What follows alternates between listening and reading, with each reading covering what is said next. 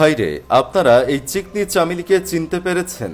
যদি টিকটক ব্যবহার করে থাকেন তাহলে তো তাকে চিনার কথা। উনি একজন টিকটক স্টার। এই চিকনি চামেলি প্রথম বিকাশে টাকা পেয়ে স্বৈরাচার সরকারের পক্ষ নিয়ে ভিডিও বানিয়েছিল। তাকে বিকাশে টাকা পাঠিয়েছিল অস্কার প্রাপ্ত অভিনেতা তৌহিদ আফ্রিদি। অবশ্য পরবর্তীতে পোলাপান এই চিকনি চামেলির ঘর বাড়ি ভেঙে দিয়েছিল, আর তখন চিকনি চামেলি আর তার বোন লাইভে এসে কান্নাকাটি শুরু করে দিয়েছিল। কথায় আছে, ঠেলার দাম বাবাজি। টাকা খাওয়ার সময় মনে ছিল না দেশের সাথে বেইমানি করা হচ্ছে।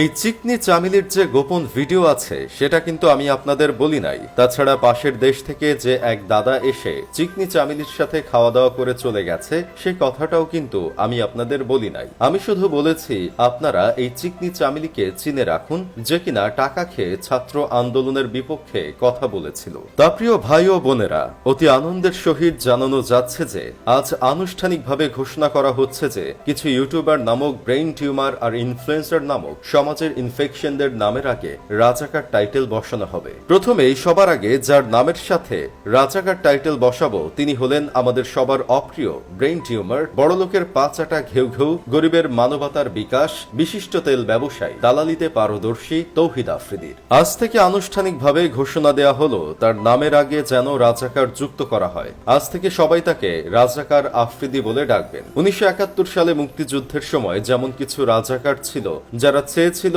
এই দেশ কখনো স্বাধীন না হোক, তেমনি 2024 সালে ছাত্র আন্দোলনের সময়ও কিছু রাজাকার ছিল যারা চায়নি এই স্বৈরাচার সরকারের পতন হোক। 71 সালে দেশ স্বাধীন হবার পর কিছু রাজাকাররা যেমন পল্টি মেরেছিল, তারা অন্য জায়গায় সরে গিয়ে নিজেদের মুক্তিযোদ্ধা হিসাবে পরিচয় দিত, তেমনি 2024 সালে কিছু রাজাকাররা দেশ দ্বিতীয়বার স্বাধীন হবার পর পল্টি মেরেছে। এখন তারা ফেসবুকে এসে কান্নাকাটি করে বলছে তারা ছাত্রদের পক্ষে ছিল, কেউ বলছে পারিবারিক চাপে ছাত্রদের পাশে থাকতে পারেনি, এমন চুল মার্কা আরো অনেক কথা বলছে।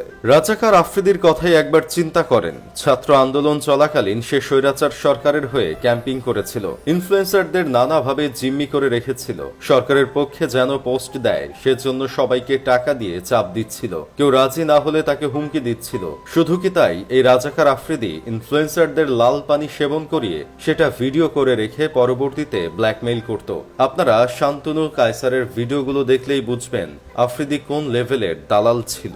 আন্দোলন চলাকালীন ছাত্রদের বিরুদ্ধে এত এত অন্যায় কাজ করার পরেও সে কোন মুখে ফেসবুকে এসে কান্না করতে করতে বলে সে ছাত্রদের পক্ষে ছিল। উপর মহলের অনেক প্রেসার ছিল বলে সে ছাত্রদের পাশে দাঁড়াতে পারেনি। সং কিলিয়ান মার্ফি যদি নিজে আফ্রিদির এই কেন্দ্রে দেওয়ার অভিনয় দেখত তাহলে নিজের অস্কারটা আফ্রিদিকে দিয়ে বলতো, এই অস্কার আমি না, আপনি ডিজার্ভ করেন। আপনি রাজাকার হয়েও ইনোসেন্ট সাজার জন্য এত সুন্দর অভিনয় করেছেন যা দেখে আমি মুগ্ধ।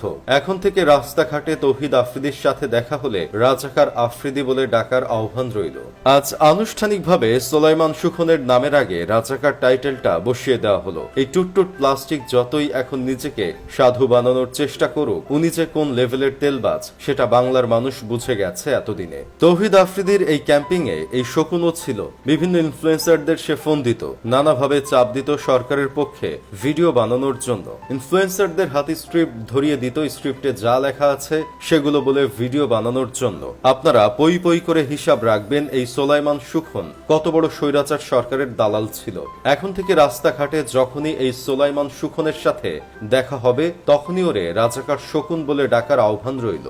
এনায়েত চৌধুরী, ডানাভাই, রাকিন আফসার, অন্তিক মাহবুব এরা এখন ছাত্রপক্ষের জন্য যতই ভিডিও বানাক, মানবতার আম্মুকে নিয়ে যতই পচাক, যতই জ্ঞান দিক না কেন, বাংলার মানুষ বুঝে গেছে এরা কত বড় মাদার প্লাস্টিক। রাস্তাঘাটে দেখা হলে ওদের নামের আগে রাজাকার বসিয়ে দিয়ে ডাক দেওয়ার আবদার রইল। ওরা কখনোই আইডল হতে পারে না, ওরা হলো সুবিধাবাদী। যাই হোক, শেষমেশ আমি গোলাম হোসেন একটা কাজের কথা কই। 2024 সালের রাজাকারদের ভিতর যদি বিন্দু পরিমাণ লজ্জা অবশিষ্ট থাকে তাহলে ভাই তোরা ক্যামেরার সামনে এসে আলগা দেশপ্রেম দেখাস না।